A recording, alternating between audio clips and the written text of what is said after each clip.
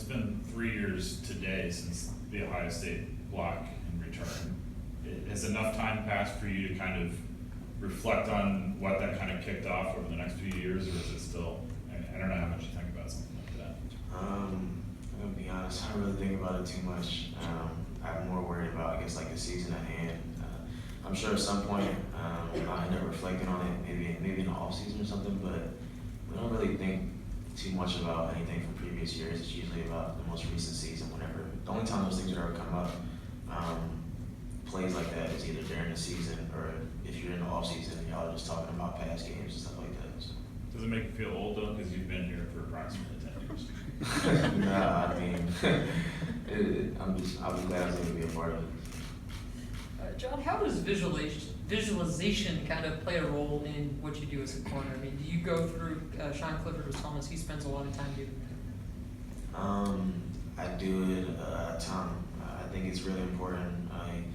You speak with any other athletes, so like guys are at the top of their game, they do a lot of visualization to be able to improve. They want to be able to see the plays they're going to make, so that when they're in those instances, even though they've done them before, you feel even more confident doing them. It's almost like when you watch a boxer, you shadow boxing and stuff like that. They do a lot of it, and just imagining your opponent and things like that. Taking almost like, at least for me, what I see on film, I try to visualize it. How the receiver's going to try to attack me and everything like that. It makes you that much more confident going into the game. And how has Carl Olson, maybe as a sports psychologist, helped some of you guys as a team? Because I know he meets with you guys regularly. Is anything that he's said maybe resonated with you or anything like that? I think just for the team as a whole, I think that he gives just a different perspective on everything, like a different lens that you're able to see everything through. And I think he's provided a lot of guys with different techniques to handle stuff like the excitement on game day, kind of controlling that, how to respond to adversity and things like that. So it's kind of just building on the message. I would say that Coach Franklin gives us a lot throughout the week. Hey John, I wanted to ask you about teammate Keaton Ellis. I'm just curious, since camp, what's changed about him, and also what are maybe the similarities or differences between him and where you were as a true freshman? I think just in all the freshmen, I just kind of see the confidence they go out there and play with. We pretty much told them from day one that Coach Smith always usually plays a freshman at corner. It's up to you guys to make sure that you're ready and prepared for it, and we're going to help you along the way. You just got to keep asking questions. And Keaton, Marquise, Joey Porter, all those guys play. They ask a ton of questions, and they perform. I think they just have just great confidence in themselves. I think Keaton, he's improving each week more and more his technique, but he has just natural talent to find the ball, just like how Marquise does. I think that's going to keep benefiting him as he goes along. Hey John, I'm going to bring up Ohio State 2016 again and challenge the 1-0 mentality, I guess, but 18-14 for Franklin before that game, 34-7 since that game, and have been ranked every week since that game. You've seen before, you've seen after. Is there any sense of before and after with the way that game played out, and just the way the trajectory of this program has gone on since that matchup 3 years ago? I don't know. It's kind of hard to really answer that because we kind of just follow the same process every week.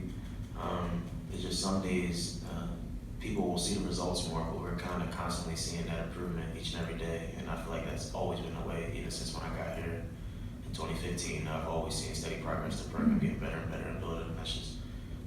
That's why we keep that 1-0 process, because if you're only trying to get better and improve, depending on certain games, you'll have a really inconsistent program.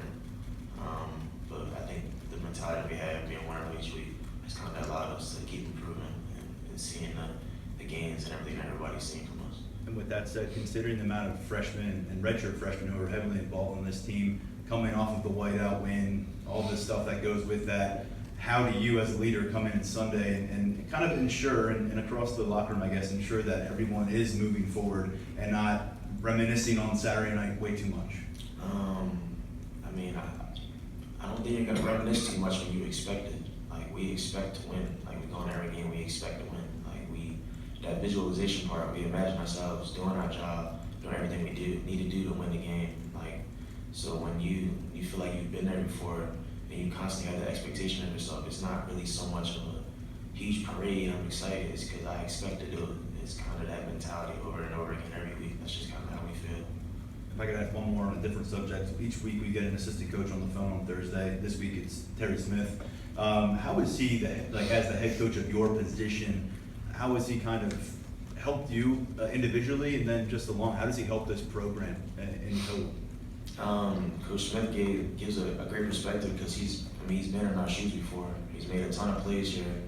A guy who broke records here. So he knows what we're going through, but then at the same time, he knows how to push each of us individually and mentally, and forces us to want to be able to, that guy that makes that big play. You already want to do it, but then he's giving you the techniques and a different perspective on things like that, on how you could be doing it, or the things you should be doing in practice more. I think he just gives a really good perspective because he's been a great coach for many years now, and then he's played at the top level here, so it's a really valuable resource for us. Thank you. John, the defense, the last 2 games against Michigan State has been on the field when they've scored in the final seconds. Is that something that during this week is maybe used as bulletin board material to kind of really, kind of motivate you guys as what's happened the last 2 years?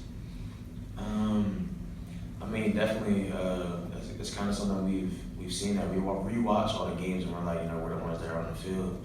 We just know that we need to finish it out. That's kind of our mentality, being humble and hungry, and then finishing out the game. That's kind of the playing every week. That's kind of how we want it. So